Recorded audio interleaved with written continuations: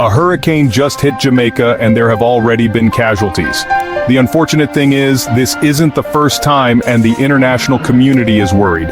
Welcome back to the Bizarre Society, and today we will be telling you everything you need to know about Hurricane Beryl and Jamaica. First, let's talk about where Hurricane Beryl started.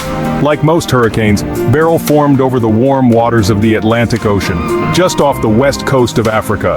This area is a hotspot for tropical storms because of the warm sea surface temperatures and low wind shear, which means nothing can stop these storms from growing stronger.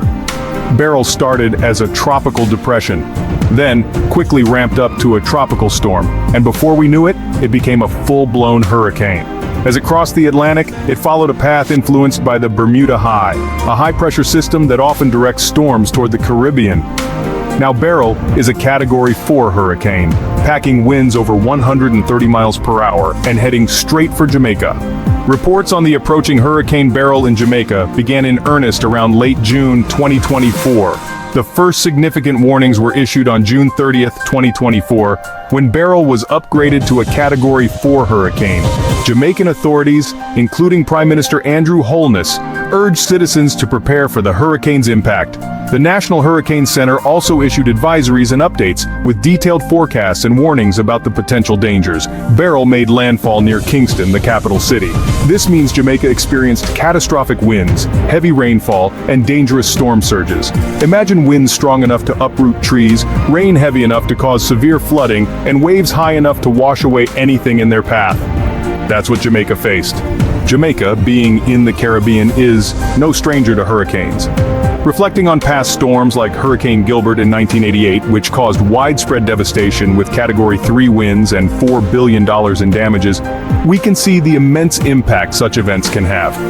With winds of up to 125 miles per hour, Gilbert tore off roofs, uprooted trees, and downed power lines, displacing thousands due to extensive flooding. The agricultural sector was particularly hard hit, with banana and sugarcane crops decimated. In total, Hurricane Gilbert resulted in 49 deaths and hundreds of injuries. Fast forward to 2004, Hurricane Ivan, another Category 4 storm, brought significant storm surges and flooding to Jamaica. With winds reaching 150 miles per hour, it caused severe damage to infrastructure and housing, destroying over 17,000 homes. The economic losses were substantial, amounting to $575 million. Once again, the agricultural sector suffered greatly, with extensive damage to crops and livestock. Hurricane Ivan resulted in 17 fatalities and dozens of injuries, leaving a lasting impact on the island and its people. Hurricane Dean followed in 2007 as a powerful Category 4 hurricane, making landfall with winds up to 145 miles per hour. The storm caused major damage to infrastructure and agriculture, particularly the banana and sugarcane industries.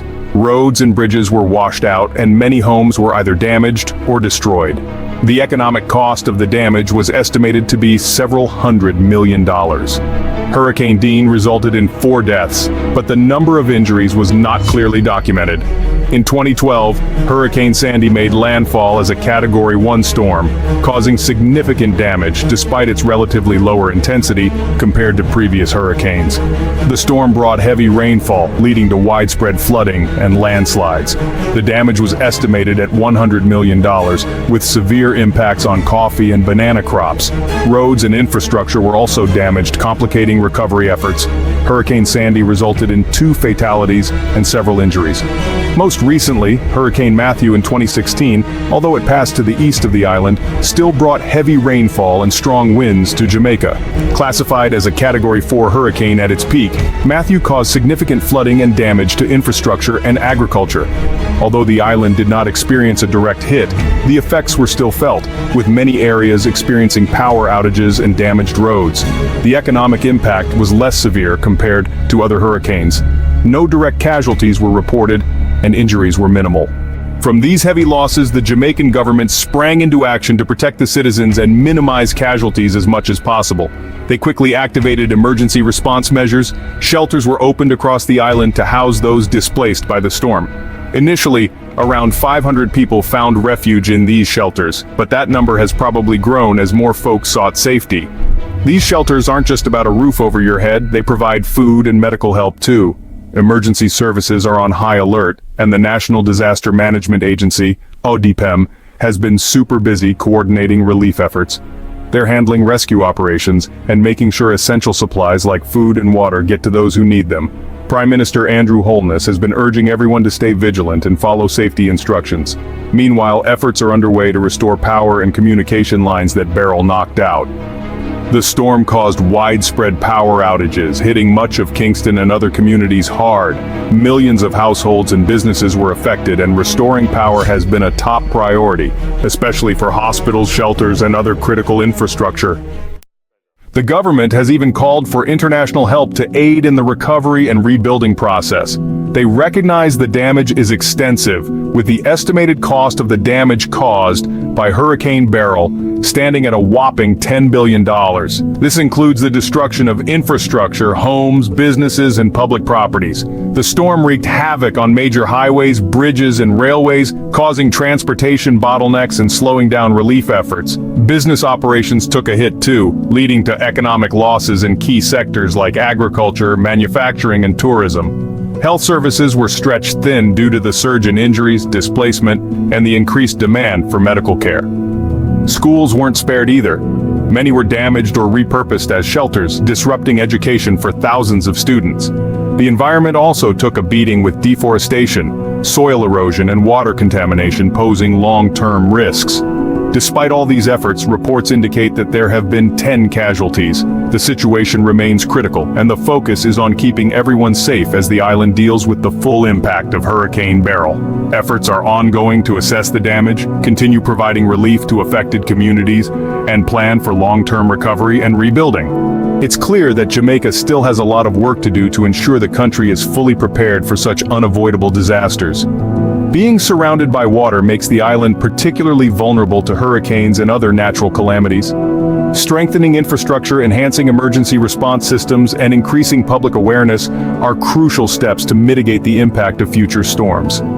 So while we can't stop hurricanes, we can definitely get better at dealing with them. Let's hope for a swift recovery for Jamaica, and that the lessons learned from Hurricane Beryl lead to better preparedness in the future. As we continue to monitor the situation, it's clear that Hurricane Beryl is not yet done. It is projected to head towards Mexico's Yucatan Peninsula. It's expected to make landfall there early Friday, before entering the Gulf of Mexico later that night.